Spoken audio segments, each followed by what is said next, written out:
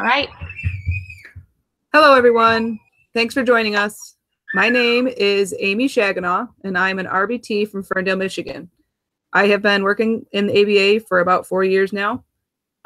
We conducted a replication study exploring the effects of self-monitoring, goal setting, and feedback on step-taking amounts.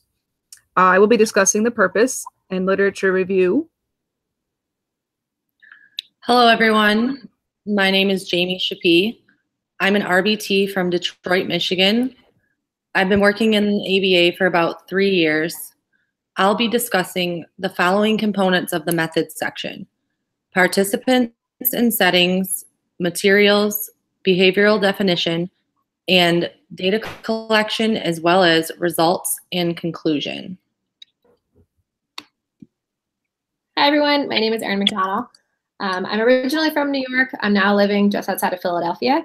I'm a behavior specialist at an approved private school for students with special needs, and I've been there for about 2 years now. I will be discussing the baseline phase within our method section and the limitations within the study.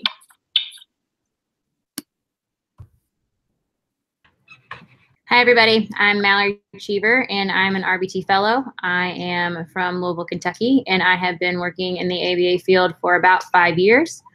I will be discussing the research design and the intervention. Hey guys, I'm Heather Coder. I live in New Jersey. I've been an RBT for about 3 years and have been in the applied behavior analysis field for about 4 years. I'll be talking about the inner observer agreement data as well as the treatment integrity.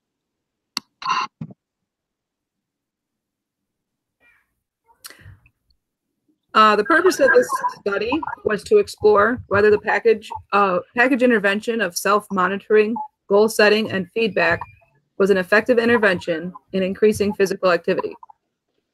We are all involved in an online graduate degree program, which I believe is a big culprit of my personal inactivity. However, we don't have time in our current schedules to be involved in an exercise class or other commitments that would take up too much time. Avoiding inactivity is very important in order to avoid obesity and other diseases. Increasing our steps is an attainable goal. Walking requires very little equipment. It's not too strenuous, and it doesn't take up much time. Conducting the literature review led me to discover that this package intervention and others very similar to it have been utilized across an extensive range of demographics and mostly with positive outcomes. The positive effects of physical activity have also been extensively researched. Erickson and Carlson in 2001 published a 9-year longitudinal study showing that increased physical activity led to increased motor skills as well as self-esteem among adolescents, among grade school children. Morisawa explored the relations between increased physical activities and changes in body composition, physical functions, vascular functions, self-efficacy, and health-related quality of life among 47 elderly adults.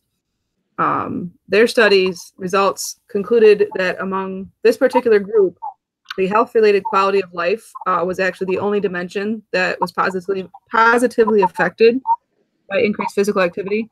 However, the change was very significant.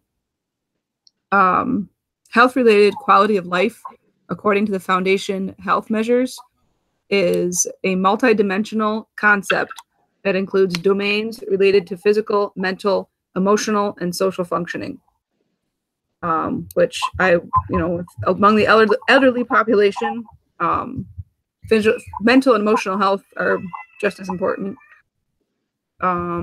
Next study in 2006, Nora et al. Showed that self-management had positive effects on exercise and relaxation routines among 113 adults that were diagnosed with arthritis.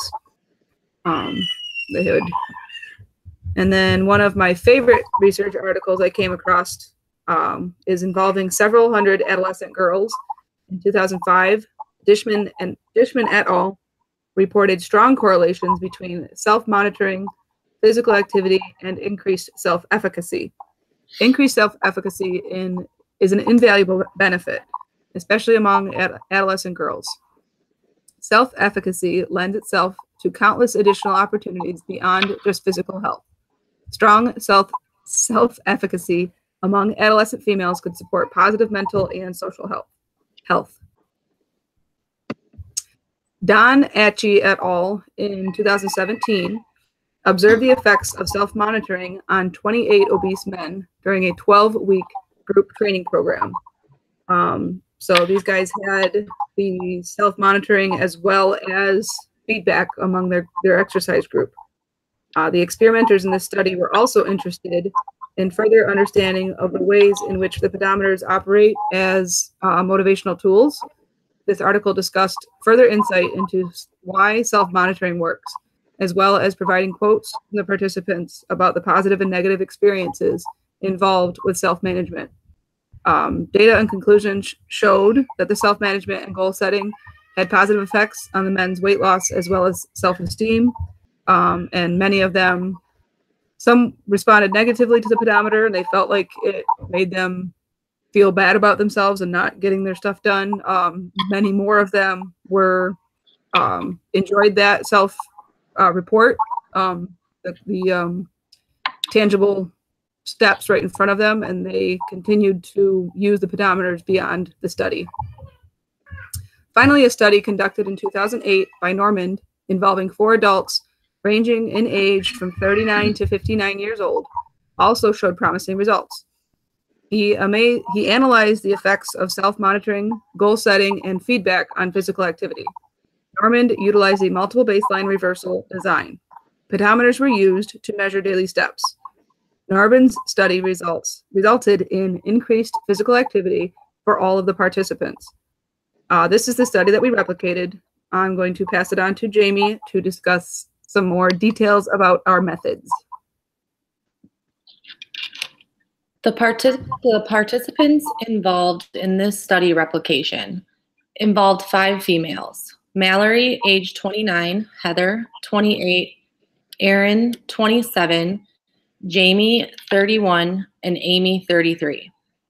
All participants involved were full-time master-level students at Ball State University taking online courses. None of the participants knew each other prior to the study. All participants lived in various locations around the United States within the Eastern Time Zone. The participants collected data daily via a pedometer of their choice. All participants were interested in increasing the number of steps taken on a daily basis. In order to replicate this study, materials needed included a device of the participant's choice, data sheets, and reliability observers. A permanent product recording system was used to record the number of steps taken each day, as well as a reliability observer. The number of steps taken each day was displayed on their personal devices. Data was recorded from the time the participant woke up until they went to bed. During baseline, the reliability observer recorded the steps at the end of each day into the data sheet. The reliability observer also noted in the data sheet whether or not each participant's personal goal was met. During intervention, the step totals were recorded by the participant and shared with the group through a Google Doc data sheet. Our group operationally defined the step and the goal. A step was defined as any activity that resulted in count being recorded on our personal devices. The goal was defined by deciding on a predetermined amount of steps for each day of intervention. I will now pass it on to Mallory to discuss the research design. For our research replication, we used 2 different designs. We used a multiple baseline across participants. For this type of design, the intervention is applied to the same behavior of 2 or more participants. We also used an AB reversal design. With this design, baseline data is collected until stable, then the intervention is applied. Once responding is stable, the intervention is removed, and there is a return to baseline. When responding has reached a stable state, the intervention is reintroduced. I will now turn it over to Erin to discuss baseline data. Baseline data was collected for roughly 7 days. Once data was stable, the participant moved on to the intervention phase. Daily steps were counted from the time a participant woke up in the morning and until they went to bed that night. Baseline data was collected in different ways across the participants specific to their pedometers. The participants of the study employed different methods to ensure that data was hidden and that they were not gaining formal feedback from their devices. Each participant utilized a different device that discreetly recorded their daily steps accumulated, which you can see at the bottom of the slide. Amy used a Hubela-Callen simple walking pedometer covered with tape. At the end of each night, Amy's husband recorded the total number of steps reflected on the pedometer and cleared those results. Heather used a Samsung Health application on her phone.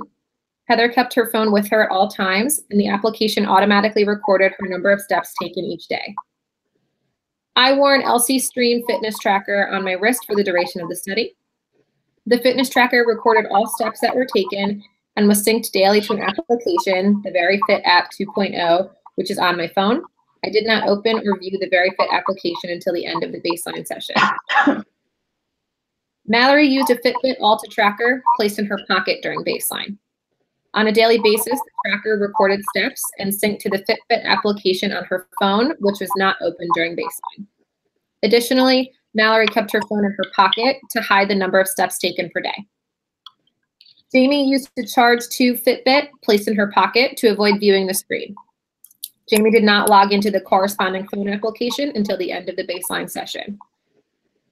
Each member of the study shared their daily step counts with their fellow participants once the reliability observer confirmed that their data was stable. Once stable, the participant moved into the intervention phase, which Mallory will discuss next. For the intervention stage, initial step goals were established by calculating the average number of steps during baseline. Each participant's baseline differed depending on when they became stable. For the intervention, we addressed the package intervention. The first was the goal setting. So to set our daily goal steps, our step goals, except for the initial step goal, we established this by calculating the average number of steps taken during the previous week, and then set our goal at that number. As long as the participants met their step goal for 4 out of the 7 days, they could then create a new step goal for the following week. If they did not meet the requirement of 4 out of 7 days, the participants did not increase their goal, and it stayed the same until they reached the 4 out of 7 days. For the self-monitoring piece, participants were allowed to look at their pedometers during the intervention phase. They did not have to wear them in their pockets or have them taped over. They were allowed to see their step and try and beat their goal. Participants reported their daily step totals once per day using the data collection chart on Google Docs. On this chart, which we'll go over in the next slide, participants were either given praise or encouragement towards their step goal. Participants also created and updated their own graphs with their daily step totals once per day. Here is a sample of the Google Doc that we used for our feedback. Once we had placed our data into the other chart, our fellow participants looked to see if we had met our goal, and if we had, they gave us feedback, either a good job or keep it going. And if we needed encouragement, they gave that as well. An example of that was, you're going in the right direction, keep it up. I will now turn it over to Heather, and she will discuss the inter-observer agreement. All right, so for the inter-observer agreement data, this was calculated at the end of each day that the steps were measured. Once the daily step intake was completed, all the participants would send a photo or screenshot of the total steps for that day to the participant who was calculating the inter-observer agreement data. That participant would then compare the photo with the updated graphs to ensure agreement between steps and the graphs. These scores were calculated by dividing the number of agreements by the sum of disagreements and agreements. Then that number would be multiplied by 100 to give a percentage. At the end of the experiment, the inter-observer agreement data was at 100% across all phases.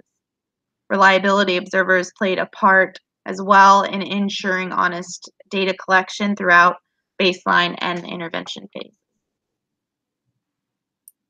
Treatment integrity was also an important factor, and this was ensured by keeping a daily check-in form the participants could use on a shared document.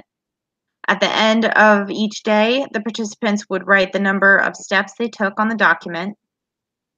Because this happened after daily step count totals were in, it ensured that the participants were following the intervention appropriately.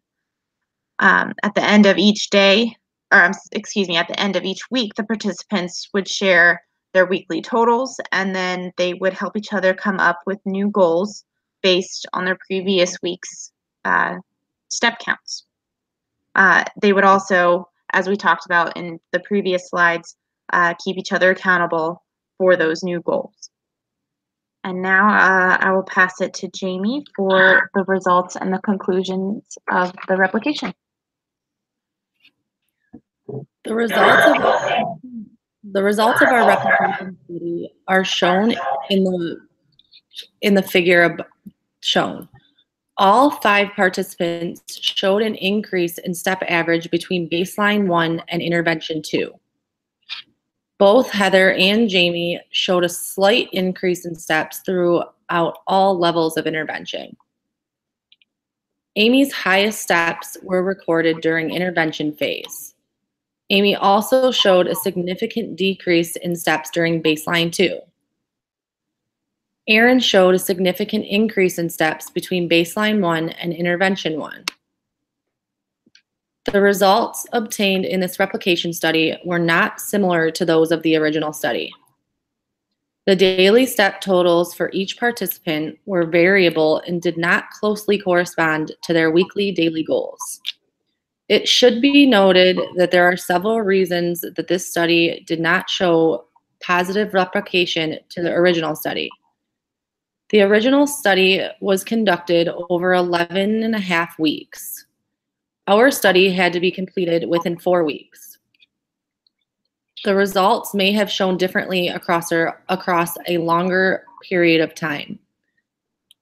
Our participants also did not utilize the same devices. Another reason data may have not been accurate. Several of our participants have chosen to continue counting their steps and achieve a higher goal. From the data obtained, our group has concluded that this intervention replication was not effective and there was no functional relation between the behavior and the intervention. It is possible that if the study was conducted with less limitations and closer similarities to the original study, participants may have seen a functional relation throughout this study. I will now pass it on to Erin to discuss the limitations we found within our study.